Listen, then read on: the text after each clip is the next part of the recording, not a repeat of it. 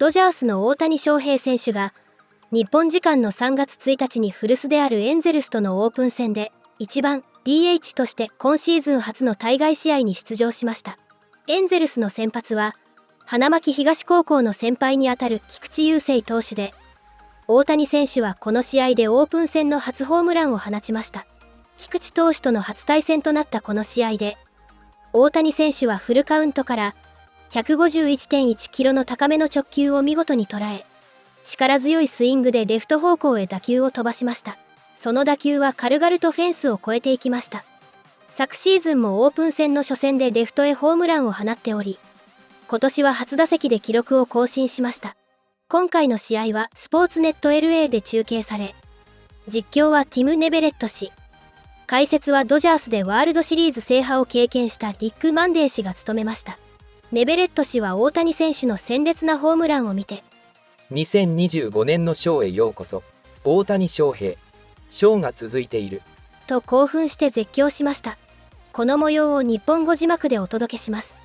First night game of the Cactus League season for the Dodgers. Sun's not down yet, but the lights are on. And Shohei Otani will make his Cactus League debut as the Angels are here at Camelback Ranch. And hi again, everybody, with Rick Monday. I'm Tim Neverett. Kirsten Watson will join us momentarily. This is a big night here for the Dodgers in spring training as baseball's best player gets back out there on the field. Well, the lights under the lights tonight, but it's really big spotlights with Shohei Otani getting the start tonight. Don't know how long he's going to be in there, but what a season. National League most valuable player. I mean, you look at the home runs, you look at the stolen bases, but then the other part too is what he meant, I think, overall, even to baseball itself, more than just the Dodgers. Yeah, the 50-50 season, 130 runs batted in, the accolades go on, and the records and the hardware. National League most valuable player, he has it all. What's he going to do tonight, Kirsten? That's what we all want to know. Yeah, Tim, that is the big question. And Dave Roberts said earlier today that the plan for him is going to be 2 or 3 at-bats. He is someone who's been working through a few minor tweaks to his swing, just coming off of that shoulder surgery. So he's really going to lead the conversation with this one. If he feels like 2 is enough today, he'll be done after that. If he feels like he needs 1 more, they'll let him go out there for a 3rd at-bat. But he feels like he's in a really good spot heading into the regular season and being ready as a hitter for opening day, guys. All right. Thank you very much, Kirsten. First time this spring. He's been very active on the backfields, taking live BP back there, but now in a game for the first time. Kikuchi's pitch in for a strike. 310 a year ago, 54 home runs, 59 stolen bases. He drove in 130 runs, 38 doubles, 7 triples. The numbers off the chart, the accolades incredible, and the hardware he picked up, well, magnificent. He was the who's who in baseball. 1-1 pitch to Otani. Swing and a miss. A curveball from Kikuchi. This is must-see stuff, folks. First inning, it's standing room only. And that's in the lower section. Cameras? You better believe it. This game also being shown live in Japan. Kikuchi and Otani went to the same high school. Kikuchi's 3 years Otani's senior. So they just missed each other when they were at Hanamaki Higashi High School in Iwate Prefecture. Played for Sasaki Hiroshi there, who was an excellent coach or manager and really recognized some great talent. He sent a lot of players, you know, like Kikuchi and, of course, Otani, straight to the pro ranks right out of high school. 3-2 pitch. That's hammered to left. This ball's heading back. This ball's gone. Welcome to 2025, Shohei Otani, as the show continues to roll. Oh, memory serves correct. Did he not hit a home run in his first at bat last spring as well? And that one was also to left field. Well, there are enough cameras that are poised. Absolutely amazing. It just sounds different. It is different. Wow. What a start. Okay, we can go home now. No, stay where you are. This mean it again. And realize again, too, he was behind an account very, very early. So first at bat last spring, home run left field. First at bat this year, home run left field. I'm going to go out and check on Kikuchi here. Just a note, last year on Otani, out of the leadoff spot, remember he had 54 home runs. 35 of those came as a leadoff hitter, which was second in Major League Baseball. But also keep in mind, Mookie Betts was the leadoff hitter up until mid-June when he got hurt. Watching Otani, I mean, first of all, you have to be extremely strong just to have the stance that he has. Holds the hands high, out away from his body. And the first thought a lot of pitchers may have is, hey, wait a minute. There's no way he can handle the ball inside, his arms out. And he stays out there a long time.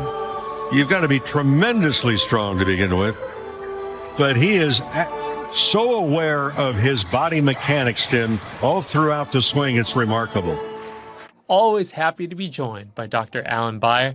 Dr. B, let's talk about one of our favorite subjects on the road to recovery, Shohei Otani. We just found out today that Otani will make his first spring training start, ironically against his old squad, the Angels, this Friday at designated hitter. Well, I think this might have been a little bit planned. You know, the schedule has been out ahead of time. It's not like they just found out they're playing the Angels. I think the irony of it does not go unnoticed. Well, what it's going to do is make the Angels mope a little bit, probably. But yeah, that's it. DH on Friday night against the Angels in spring training. Well, let's see what happens. I know a lot of Dodgers fans, of course, are excited to see World Series champ Shohei Otani back in the batter's box. The last time we saw him, he was fighting shoulder issues in the World Series after that slide into second base that we saw. He had labrum surgery to repair it. And for you, Doc, what are you expecting to see in his first at-bats coming off the procedure? Well, labral surgery on the shoulder obviously does not take the same amount of time for rehabilitation as a Tommy John surgery on the elbow, especially for the batting motion as opposed to the pitching motion. It is his non-throwing hand, so let's keep that in mind, that had the shoulder surgery. I suspect, we'll see a little bit of rust. As much as you practice at spring training before the first game situation and hitting off a tee or whatever you do to get yourself game ready, there'll be some butterflies, there'll be some rust, there'll be some adrenaline, because Shohei's just that kind of guy. I think that he'll give us a credible performance. Of course, I have no statistics to back it up with because it's going to be his first appearance of the spring, but he certainly looks like he's in good shape, unlike certain other players who come to LA. I'm looking forward to him hitting as if nothing happened with that shoulder. I don't think it's going to be a factor. You mentioned adrenaline. I think it really was adrenaline that carried Otani throughout the rest of the Fall Classic after getting injured in Game 2 of the World Series. But we found out earlier this month also that Otani described the procedure as a complicated surgery. I don't know if you saw that too, Doc, but is that more so because it adds another bump in the road in his potential return to the mound? Well, I think it's a pretty straightforward surgery technically. We've been doing it for years. You use anchors arthroscopically to reattach the labrum back to the glenoid, which is the little cup of the shoulder joint. And then you just have to shut it down, let the tissues heal, and then slowly resume normal activities after 6 to 8 weeks, and slowly build up your strength and range of motion. I think the unknown here, the great unknown here, is that during that first 6-week rehabilitative process, when he really couldn't do much, he had been throwing, in terms of his elbow surgery at that point. He hadn't been throwing, actually he did throw off a mound a little bit recently, but at that point, he wasn't yet throwing completely, but he had to stop throwing because you just had your shoulder operated on, you're in a sling, you're immobilized, you can't throw even though it's your other arm that's doing the throwing. So did it set back a little bit? Delay is probably a better word than setback. His rehabilitation on the elbow, of course, because he couldn't do what he was doing up until that point to rehabilitate the elbow. So you've got to say it adds 6 to 8 weeks to what your guesstimate was about when he could come back from the elbow injury and start pitching again. So now he has started throwing again, obviously, because we're 5 months out from the shoulder surgery. About 5 months. So he's back on track to rehabilitating the elbow.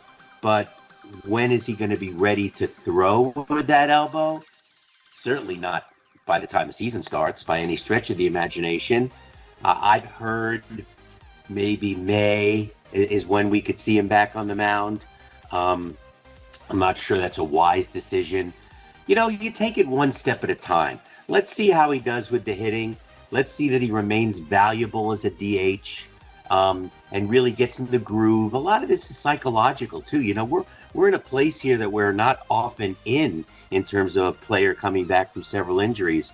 If he gets back into his groove, is hitting well, and he's obviously on his off days continuing to rehabilitate his elbow, by the summertime might be reasonable. But, we can talk a little bit about whether that's even wise. This is such a stacked Dodger lineup. They don't really need him to rush back to their pitching rotation. They're pretty wealthy right now in terms of pitchers. So why rush it? So that gets into a point where I want to bring up an interview with ESPN senior baseball writer Jeff Passan, who was on Clinton and Friends, airing here on ESPN LA 7 to 9 a.m. every morning.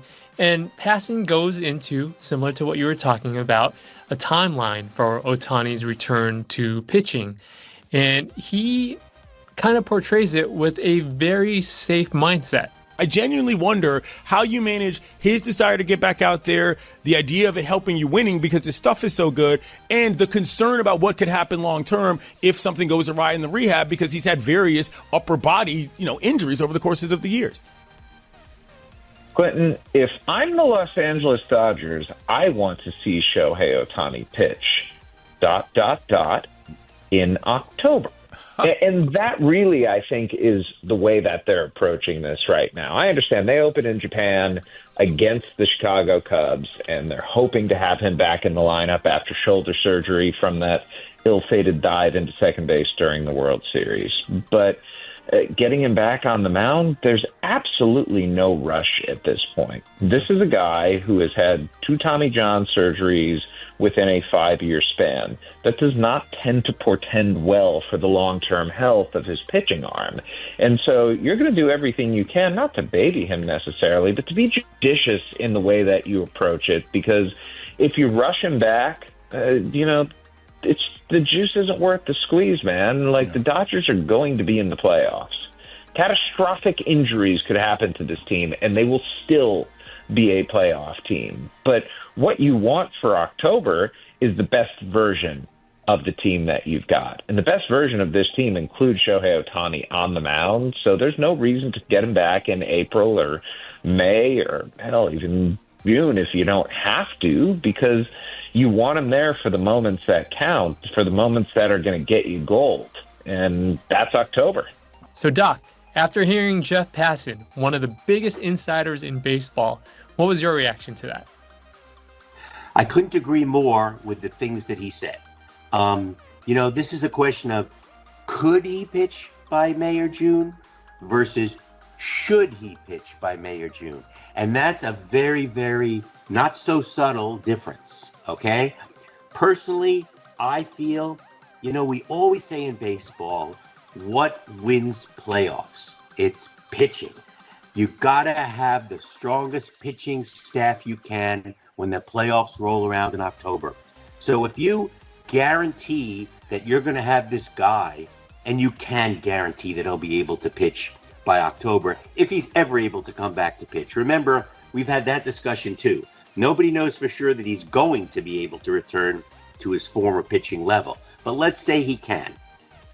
By October, it's safe. Okay, it's almost 2 years from the surgery, right? If the Dodgers can get to the playoffs without risking him injuring himself again, why take that chance? And the Dodgers are so strong this year, even with a couple of really big people going down, they're still likely going to make the playoffs.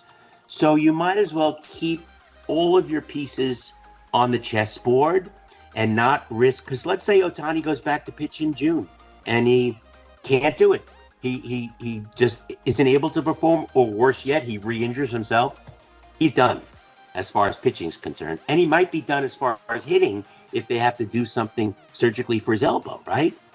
So why not take the safe route?